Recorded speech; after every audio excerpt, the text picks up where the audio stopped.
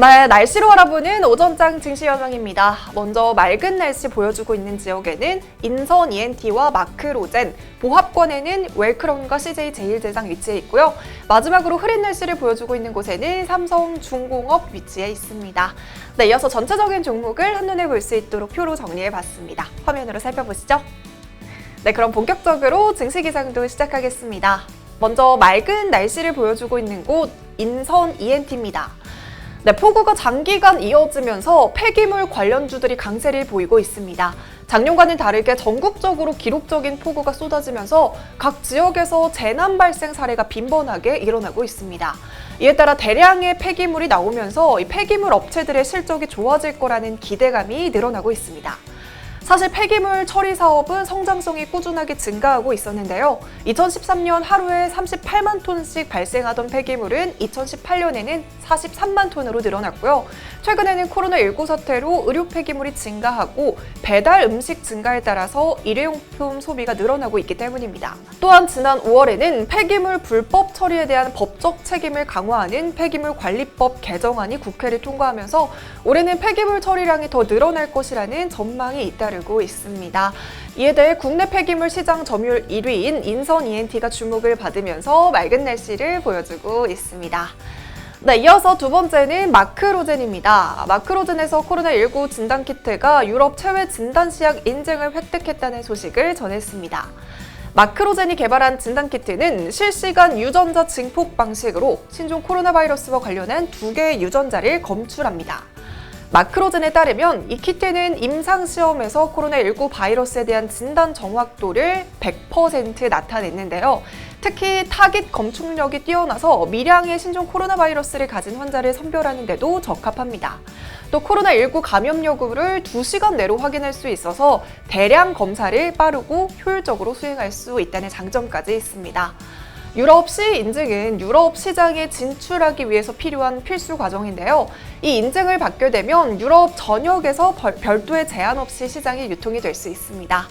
마크로젠은 이번 인증 획득으로 유럽 시장에 본격적으로 진출하고 현지 법인과 지사, 진단시약 유통업체를 통해서 정부기관과 의료기관 등의 진단키트를 공급할 계획이고요. 본격적으로 전 세계 수출 물량을 늘려갈 전망이라고 합니다.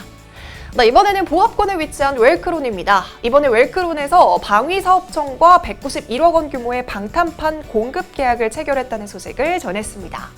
이번 계약은 웰크론이 2년 전에 방산업체 스마트 컴포지트를 인수한 후 달성한 최대 규모의 수주입니다. 방탄판은 방탄복에 삽입하는 제품으로 초고분자량 폴리에틸렌과 세라믹 소재를 접합하는 첨단 공법으로 만들어지고 있고요. 총탄과 파편으로부터 신체를 보호하는 핵심 기술입니다. 웰크론은 지난 2011년 신형 방탄복 개발을 시작으로 방산시장에 진출을 해서 꾸준하게 경찰청과 방위사업청에 각종 방탄복을 공급한 바 있는데요. 앞으로는 개인 방호용 방탄판뿐만 아니라 국내외 차량 그리고 선박용까지 사업 영역을 확대해 나갈 계획이라고 합니다. 네, 이번에는 CJ제일제당입니다. 네, CJ제일제당의 주가가 어제 2년 8개월 만에 최고가를 찍었습니다. 2020년이 되고 난 뒤 무려 64%나 주가가 급등을 했는데요. 코로나19로 가공식품의 수요가 늘어나고 있기 때문입니다. 사람들이 외출을 자제하고 외식을 줄이면서 집에서 먹는 비율이 월등하게 늘어났고요. 특히 오랫동안 두고 먹을 수 있는 가공식품의 수요가 늘고 있습니다. 이에 따라 CJ제일제당의 2분기 영업이익은 2,610억 원으로 작년 동기보다 47.9% 증가했을 것으로 추정이 되고 있는데요. 연간 영업이익 역시 처음으로 1조 원을 돌파할 것으로 기대되고 있습니다. 증권가에서는 CJ제일제당의 선전이 코로나19에 기댄 일회성 성과에 그치지 않을 것으로 보고 있습니다.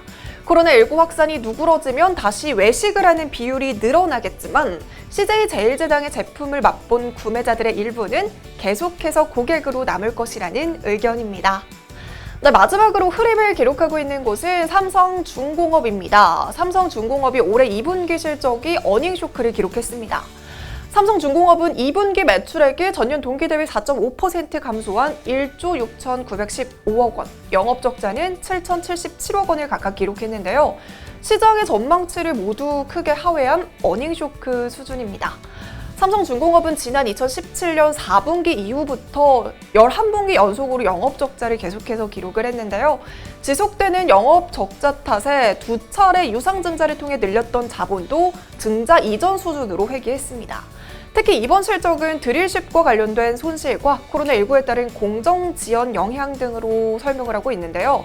삼성중공업의 2분기 신규 수주는 4월 버뮤다 지역 선사에게 수주한 2억 달러, 두 척이 전부인 상황이라서요.